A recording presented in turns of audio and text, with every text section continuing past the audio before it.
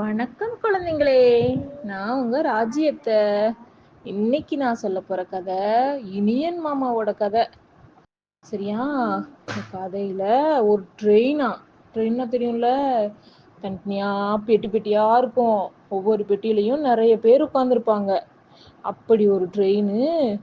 அது தண்டவாளத்துல குச்சு குச்சு குச்சு குச்சு குச்சு குச்சு குச்சு குச்சு குச்சு குச்சு குச்சு குச்சுன்னு போயிட்டே இருந்துச்சான் பகல்ல. சரியா?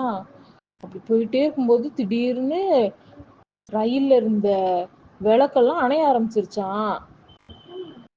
இருட்டாயிருச்சான். எல்லாரும் பயந்துட்டாங்களாம் பெரியவங்க எல்லாம்.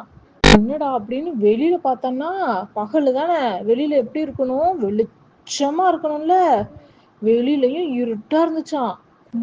இருட்டான். எதுக்கு யார் இருக்காங்கன்னு கூட தெரியலையா, அவ்வளோ இருட்டா இருந்துச்சான்.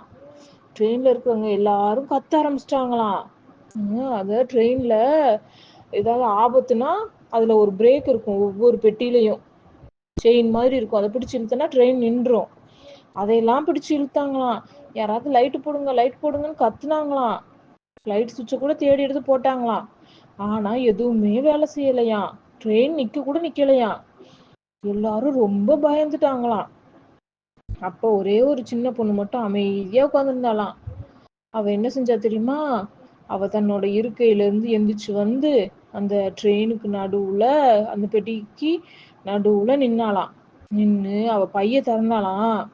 உள்ள இருந்து அப்படியேன்னு நிறைய மின்மினி பூச்சி, நிறையன்னா நிறைய 100 1000 அவ்வளவு மின்மினி பூச்சி அப்படியே அந்த பையில இருந்து ஒண்ணுன்னா பறந்து வந்துச்சான்.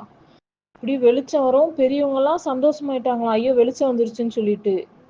ஆனா அந்த ட்ரெயின்ல இருந்த குழந்தைங்க எல்லாம் பயந்துட்டாங்களாம். இருட்டுல இந்த பையில இருந்து என்னமோ வருது, அதுவும் ஏதோ பூச்சி அப்படின்னு சொல்லி பயந்து அழ ஆரம்பிச்சிட்டாங்களாம்.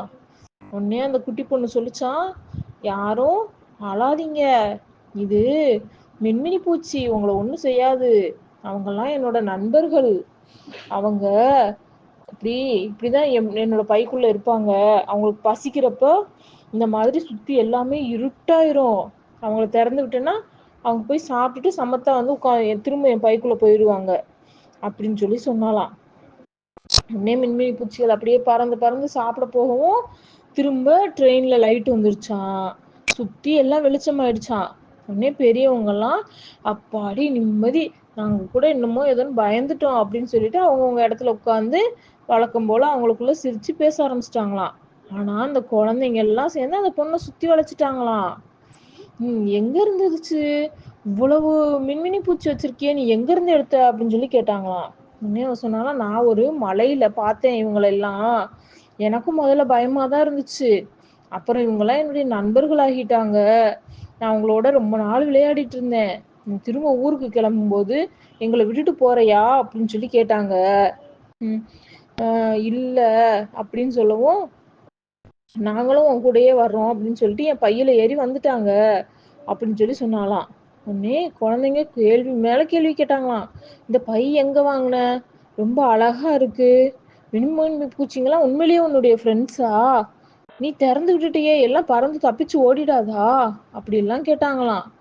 என்ன பொண்ணு சொன்னாலும், அவங்களாம் என்னுடைய நண்பர்கள். அவங்களுக்கு பசிக்கிறப்ப வெளியில போவாங்க, சாப்பிட்டுட்டு திரும்ப என் பைக்குள்ள வந்துருவாங்க. தினமும் சாயங்காலம் இல்ல இரவுல எல்லாரும் தூங்குனதுக்கு அப்புறம் நாங்கெல்லாம் சேர்ந்து விளையாடுவோம் அப்படின்னு சொல்லி சொன்னாலாம். சரி, நீ அந்த மலைக்கு எப்படி போன அப்படின்னு சொல்லி கேட்டாங்களாம். அங்க ட்ரெயின்ல ஒரு ஓரமா ஒரு மாமா படுத்து தூங்கிட்டு இருந்தாராம். அவரை காமிச்சு அந்த பொண்ணு சொன்னாலாம், அந்தோ அங்க ஒரு மாமா தூங்குறாருல, அவருதான் என்னைய மலைக்கு கூட்டு போனாரு அப்படின்னு சொல்லி சொன்னாலாம். இந்த மாமா எதுக்கு உன்னை மலைக்கு கூட்டு போனாரு, அவர்தான் உனக்கு மின்மினி பூச்சியை பிடிச்சு கொடுத்தாரா அப்படின்னு சொல்லி கேட்டாங்களாம். அந்த மாமா மலையில இருக்க குழந்தைங்களுக்கு கதை சொல்ல போனாரு. அப்ப நானும் அவரோட கதை சொல்ல போனேன். இந்த மலையில இருக்க குழந்தைங்க எல்லாம் கதைகளை கேட்டு ரொம்ப மகிழ்ச்சி ஆயிட்டாங்க. அவங்க சந்தோஷமா மலை ஃபுல்லா ஓடுனாங்களா, அதை பார்த்து மின்மினி பூச்சிகள் ரொம்ப மகிழ்ச்சி ஆயிடுச்சு. அவங்க அந்த குழந்தைங்க எல்லாம் சந்தோஷமா இருக்கிறதுக்கு நானும் இந்த மாமாவும் தான் காரணம்னு நினைச்சிச்சு. அதனாலதான் மின்மினி பூச்சி வந்து என் கூட ஃப்ரெண்ட் ஆச்சு. அப்படியே என் கூடயே வந்துட்டாங்க. இப்ப நாங்க எந்த ஊருக்கு கதை சொல்ல போனாலும் இந்த மின்மினி பூச்சிகளும் எங்களோடயே வருது கதை சொல்றதுக்கு, கதை கேட்கறதுக்கு அப்படின்னு சொல்லி சொன்னாளாம். ஓ! அப்ப நீங்க இப்ப கதை சொல்ல போறீங்களா? அப்படின்னு சொல்லி அந்த பசங்க கேட்டாங்களாம். ஆமா, நாங்க இன்னொரு ஊருக்கு கதை சொல்ல போறோம். நீங்களும் எங்களோட வரீங்களா?